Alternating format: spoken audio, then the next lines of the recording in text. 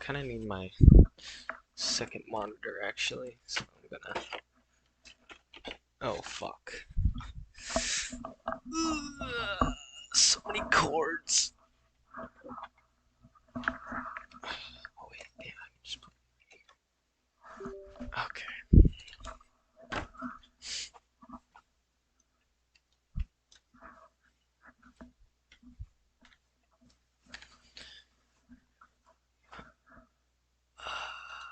There we go.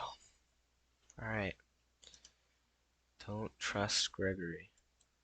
After years of waiting, Five Nights at Freddy's Security Breach has finally launched, and with it, we now have a whole load of mysteries to discuss. What's the deal with the Vanny therapy tapes? Why is this room from Sister location in the Pizzaplex? Who's the best animatronic, and why is it Music Man? There are a lot of things to solve in this massive game, as lore hides behind every pirate poster and inside every arcade cabinet. But the theory I have today goes to the heart of this game, addressing the one character that we spend a lot of time with, but don't actually see all that much. And that's our main character of Security Breach, Gregory. Yep, in a franchise full of dead kids, I want to focus on the first ever living child we've seen in the main story of the games. Except for in the Fruity Maze minigame, but we all know that she ends up dead. Who is Gregory? What is Gregory? And why is he such a cold-hearted savage to Roxy and the rest of the animatronic gang? I'm so mad that you're driving without my permission.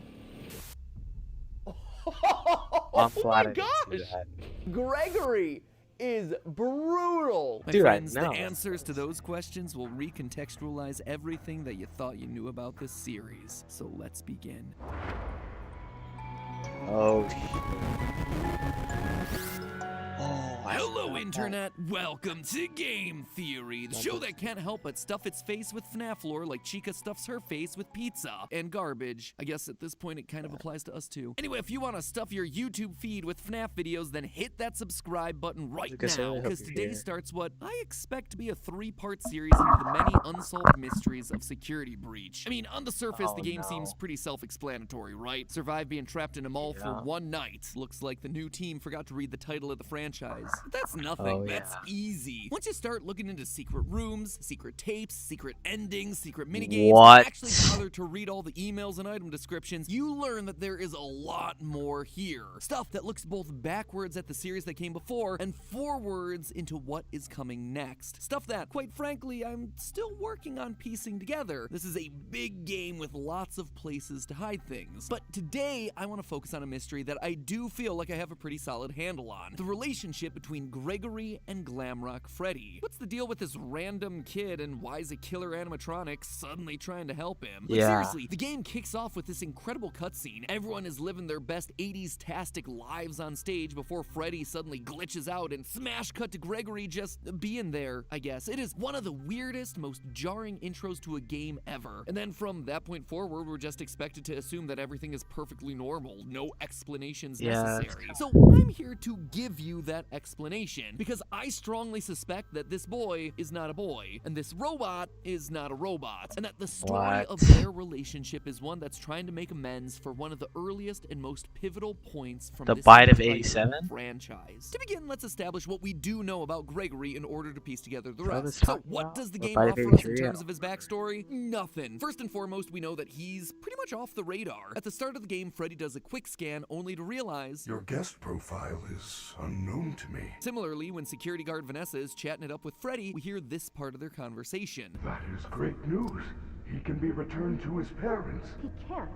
Turns out, there's no record of him. Clearly, Gregory is not a guest at the Pizzaplex. It also seems like he has nowhere else to go. In the game's bad ending, unlocked by just leaving the building at 6 a.m., we see Gregory winding up in an alleyway sleeping in a cardboard box. He appears to be homeless. He's an orphan. This then explains a few other things that we see around the Pizzaplex. In a couple of hidden locations around the building, we find little dens that are filled with drawings, plushies, and beds. The most notable one being the one behind the daycare center.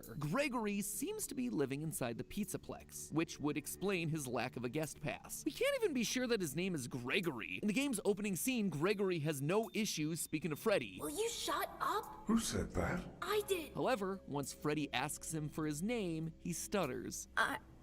I'm Gregory. Why would he stutter on his name when he was clearly fine answering everything else just seconds before? So, what? Is that it? Gregory's just some homeless kid that sets up shop in the Pizzaplex and happens to get wrapped up in Afton and Vanny's plans? Yeah, right. Of course not. Nothing in this franchise is ever an accident. Take a look at Gregory here. Notice anything familiar? Dark eyes, brown hair with a piece fallen between his eyes, shorts, a shirt with 2 stripes across the middle. Son. Ladies and gentlemen, Gregory is none other than the crying child. Don't believe me? Early on, we get this weird moment when Freddy suddenly stops what he's doing and says this. I feel you are broken. We all know that the language in this franchise is never chosen by accident. Everything is meticulously crafted, so is it a coincidence then that the word broken is only used one other time in the FNAF series to describe a child? No that way. iconic FNAF 4 clip with crying child and golden Fredbear, you're broken, we're still your friends. I will put you back together. The fact that both crying child and Gregory look alike and are considered to be broken screams of a connection that existing Band-Aid, between these though? two. Him being the crying child would also explain why he has nowhere else to go. His dad is an undead zombie living inside a yellow bunny suit, and his mom is Oh, yeah, MJ. I was right. There's I was right. also I lines was like right. this. Your parents want you to follow me.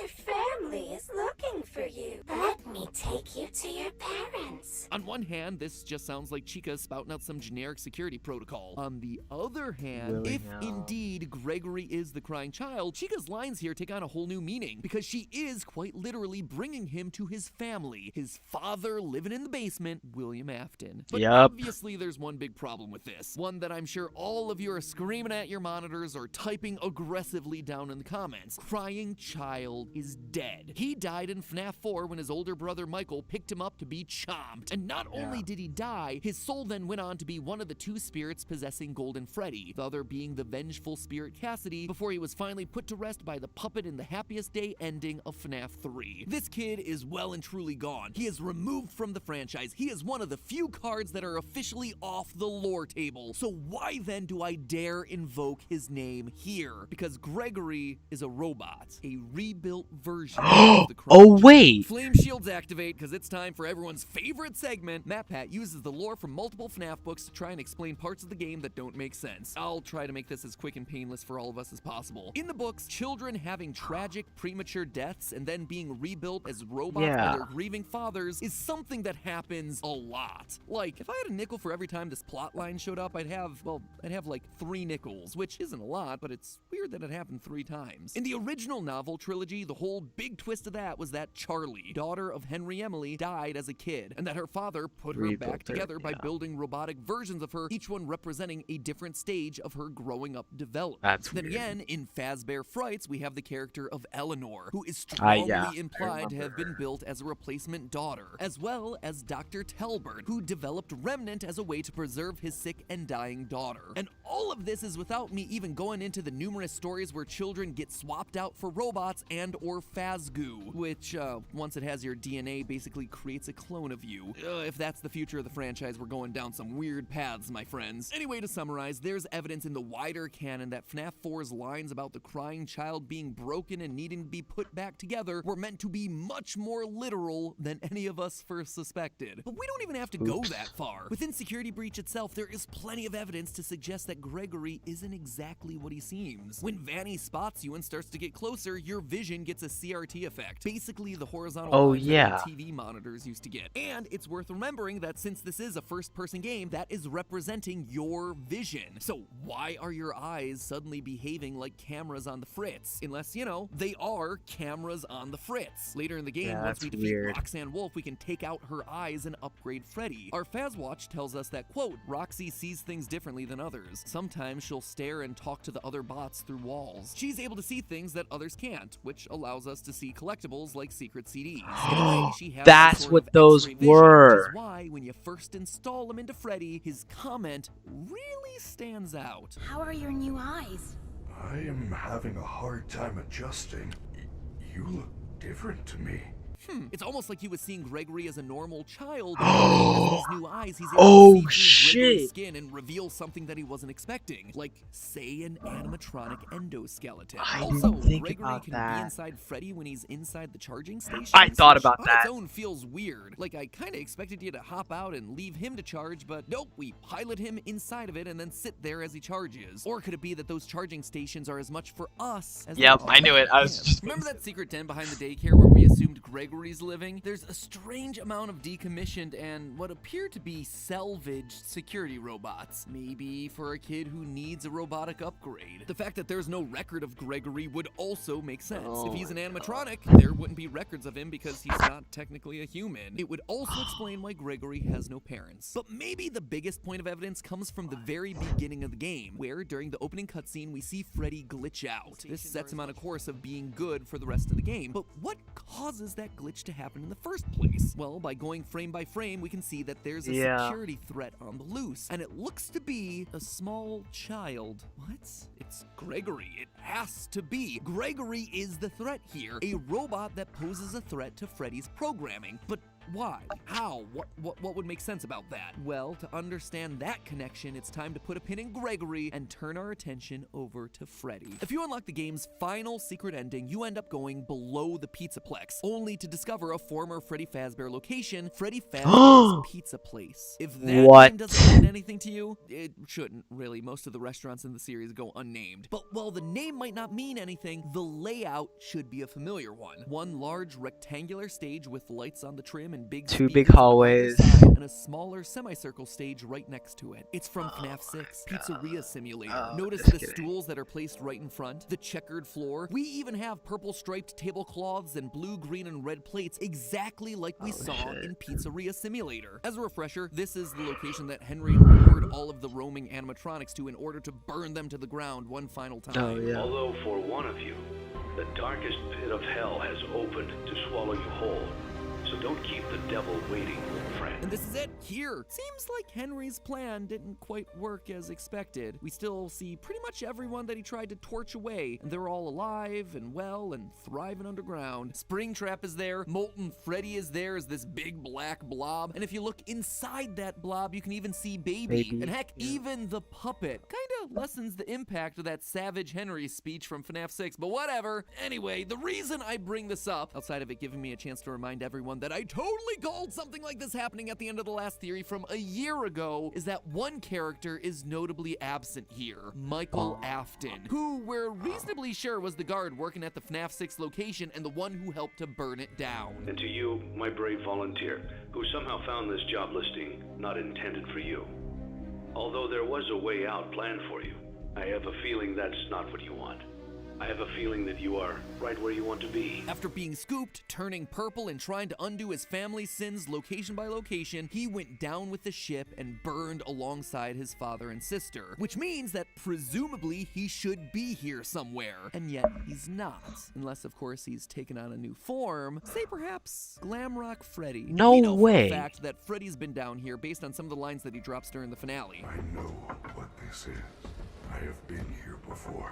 She brought me here. I had no choice. Now I have a choice. I have changed. My friends are here. They are so angry, confused, but I can protect you. So he's in a place where he can get possessed. We also hear that Freddy isn't acting like his normal self, saying, I am not me.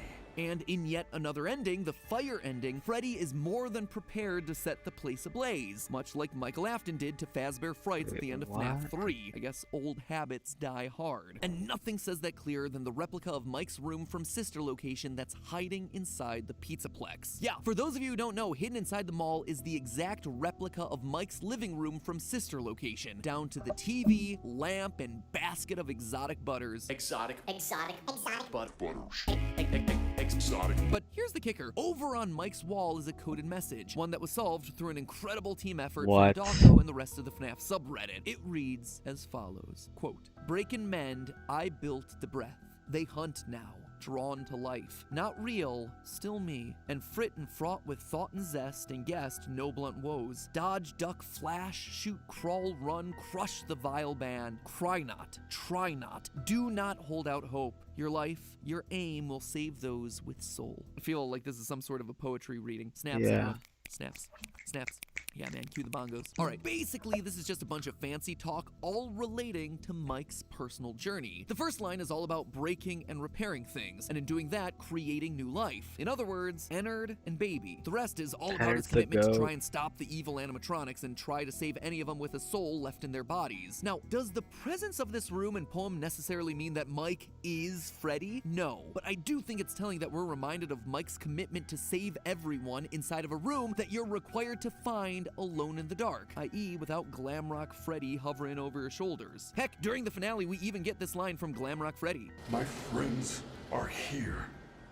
They are so angry, confused. He's talking about Molten Freddy, the spirits trapped inside of the blob. It's very possible that those were indeed his friends captured and killed back in the day. Maybe William himself struck back against the kids that had bullied his youngest son, and now some of their spirits are trapped below the surface there as go, part of the Mangle. blob in this abandoned restaurant. Or maybe that's why Gregory is so brutal to all of these animatronics at the end of each boss battle. They killed him back in 1983, and now it's his turn to show the bullies no shit. mercy by launching a go-kart at their face and ripping out their eyeballs. And meanwhile, Freddy is sad because they are quite literally his friends from when they were alive. But to me, honestly, the biggest connection points between Mike and Glamrock Freddy are thematic. Their narrative. Mike has been moving to location after location to try and undo his father's horrible work. This would just be a continuation of that story, as both Aftons return post-fire. And more importantly, it also completes the arc of the crying child and his older brother. Since accidentally killing his brother in FNAF 4, Michael's been trying to make amends. This would be quite literally their grand reunion. An older brother finally able to protect and defend his younger sibling in a way that he failed to earlier in their lives. This is also why Freddy's programming would glitch out after he encounters Gregory in the opening cutscene. The soul of Mike, buried deep in Freddy's code, comes through upon sensing his brother again. It hotwires the system so that Michael Afton, in the body of Freddy, can defend his kid brother. And the Afton story doesn't stop there either. In part of the Pizzaplex, we find a family dinner scene made up of decommissioned I saw that. staff I took a robots, screenshot of that. a mother that kind of looks And like then a baby, a daughter and then with rosy cheeks and orange Balloon pigtails, a Boy. son, and one with its head missing, the child whose head was bitten off in 1983. Oh. This is very clearly the Afton family. There is no doubt about that. The story continues in this Oh, game. In fact, I yeah. expect that's why the Save Vanny ending here is so important. If you manage to find and complete all the Princess Quest arcade cabinets hidden throughout the Pizzaplex, you get an ending where we are able to save Vanny from the control of Glitchtrap. This is something that we predicted would be possible literally a year ago in a theory, but I bring this up not to pat myself on the back, but rather to call out the final moment of this ending, where we see Gregory, Freddy, and Vanny all sitting together on a hill. A hill that I should point out is oddly reminiscent of the FNAF 6 Gravestone Hill. It feels meaningful, like all these characters have some sort of history. Why would Vanny be there otherwise? Unless this is meant to be the crying child, Mom. Michael, Mom. and maybe even Elizabeth, the Afton children, the three kids who literally had their lives stolen by the evil deeds of their father, finally reunited, finally able to share a moment of peace on this hill. After all, Vanessa does have green eyes and blonde hair, just like someone else that we know from the series, but that's probably a theory that's best saved for another day. Long story short here, Gregory isn't just any kid. He's not just the crying child either. He's the rebuilt version of the crying child, an animatronic designed to fill the void left by the death of Afton's youngest son, literally put back to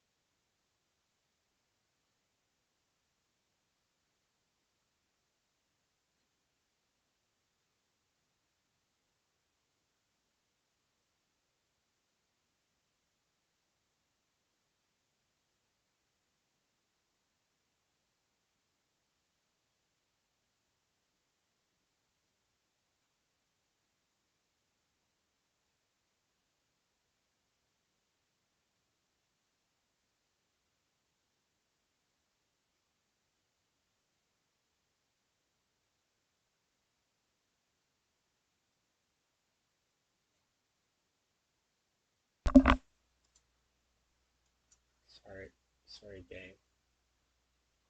My bad.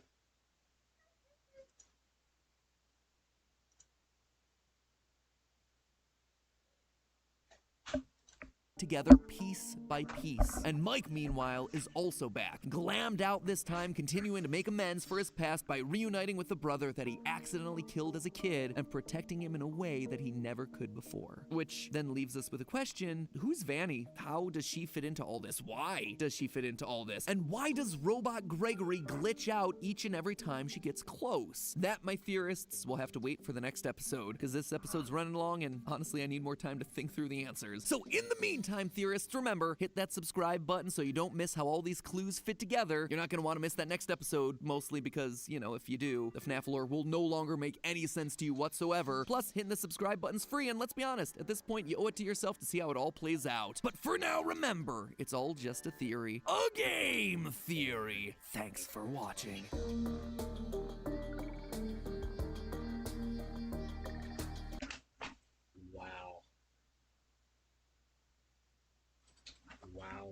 Wow. Wow. That is pretty nuts.